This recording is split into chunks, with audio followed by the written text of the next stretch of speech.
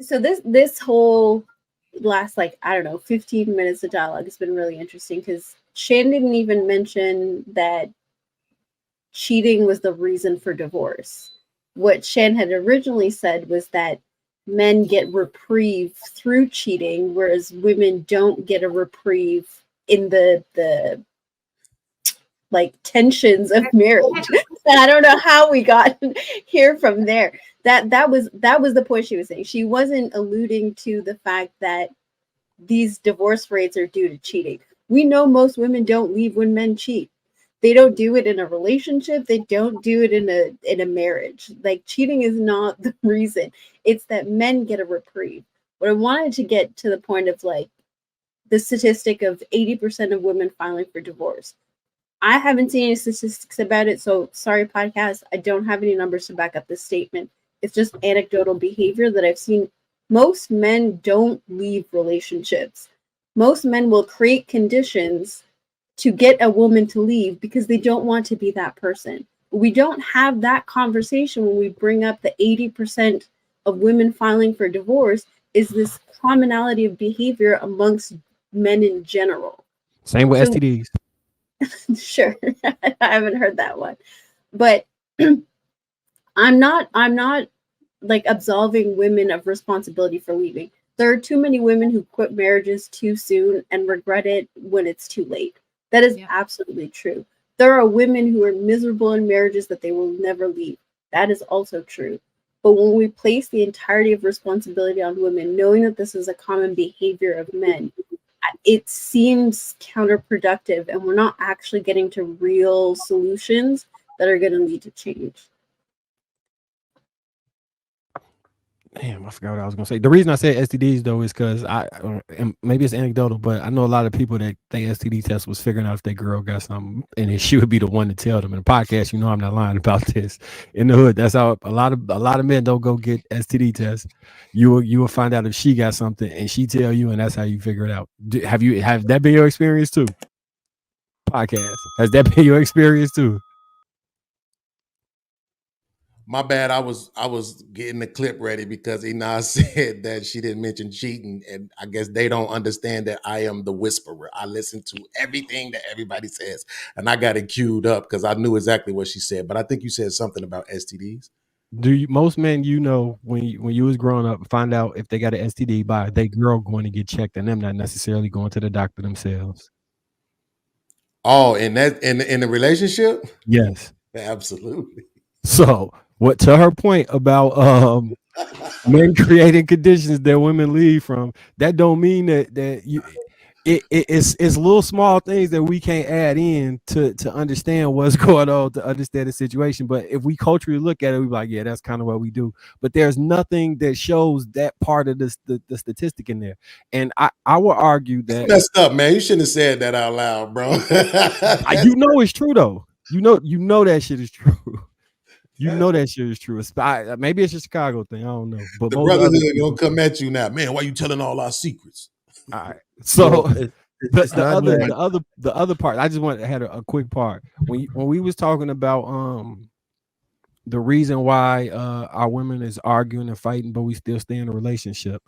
This is the part that they call me a simfo, right? Well, one of the reasons. Mm. I I believe that men and the power that we have as men, we set the tone for relationships. And if we allow things to get off track and veer while maintaining a relationship, it's on us because we set the rules of engagement that would be acceptable. And if we want to argue and fight back and forth, then she feels that's acceptable because that's how we engage with her. If you, In as two a income man, houses? in any home, Shh. single income, dual income, no income, all income, it don't matter. If your woman respects you, right, and you're in a relationship where she would be upset if you left her, she would not behave that way. Oh That's my yeah, but whole it's, point. that's true. And That's and I don't think men should be in a relationship with women that don't respect them. So they'll say I'm a simp because I'm saying it's the man's fault for setting the tone. But the way I view masculinity is we are in charge of certain paradigms. When people say get on my program, that program is the program. If your mm. program allows for fighting and anger and all this other stuff, then it's natural that you'll indulge and deal with that type of stuff. But you realize you just ended like 70% of relationships.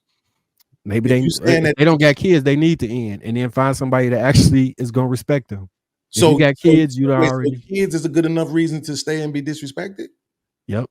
Mm, you Because it's different. not about you. It's about it's a good enough reason to stay. You shouldn't be disrespected. So let me rephrase that.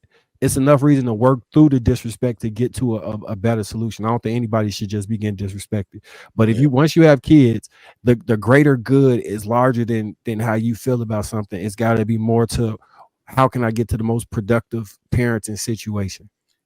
Man, But I know why Marcus, it's that's a easy to say it, but mentality that mainly lies with men, not with women. The mentality of I will continue to do this in spite of this trash situation because it's what I'm supposed to do. That is a mentality that mainly lies with men than it does with women.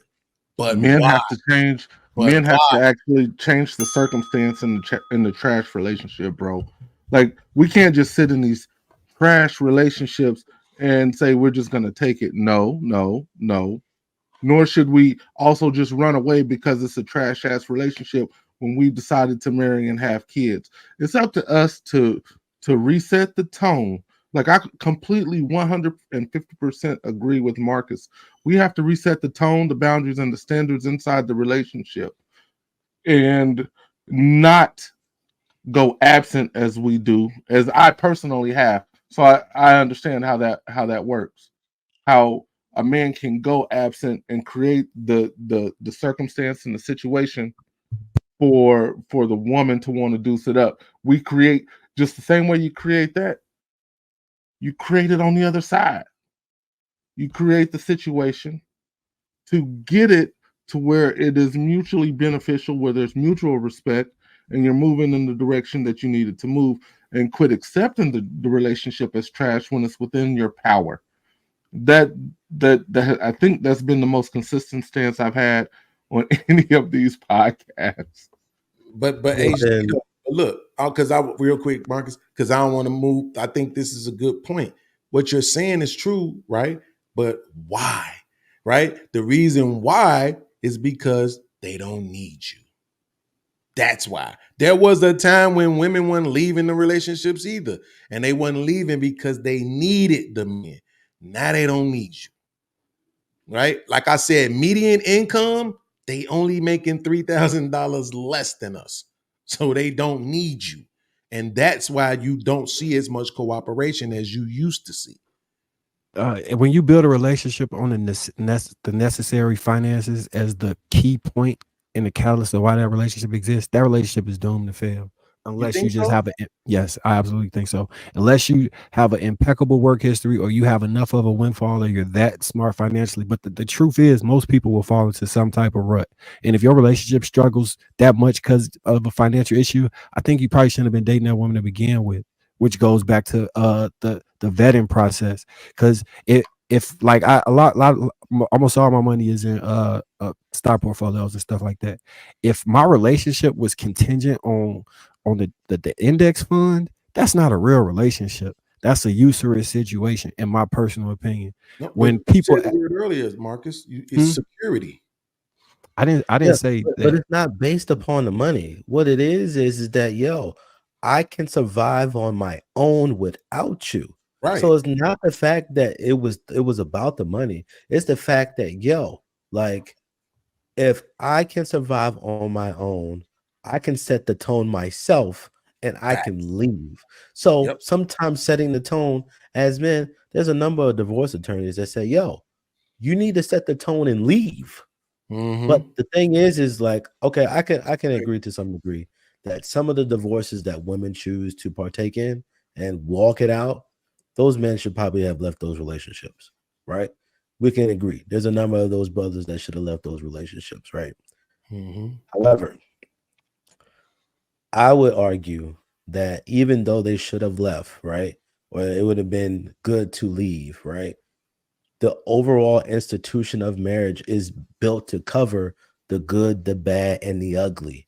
And the thing is that if one Yep. person feels like I should be able to do what I want, Mm-hmm. they're gonna do it. But like I said, the idea that a lot of these brothers, because I see it all the time. I see the great marriages and I see the trash ones, right? The relationships that I see as trash, they've been married for X amount of years. This dude can't stand this woman. Like, he literally said out his mouth, the only reason why I'm with you is because you look good. That's it, right? But then you hear other ones, it's like, oh my God, I can't imagine life without you. You're my best friend, and I can't imagine do X, Y, Z. Listen, if we say that is a 50% win rate, right? To me, that is too large of a number. If marriage is supposed to be X, Y, Z, right?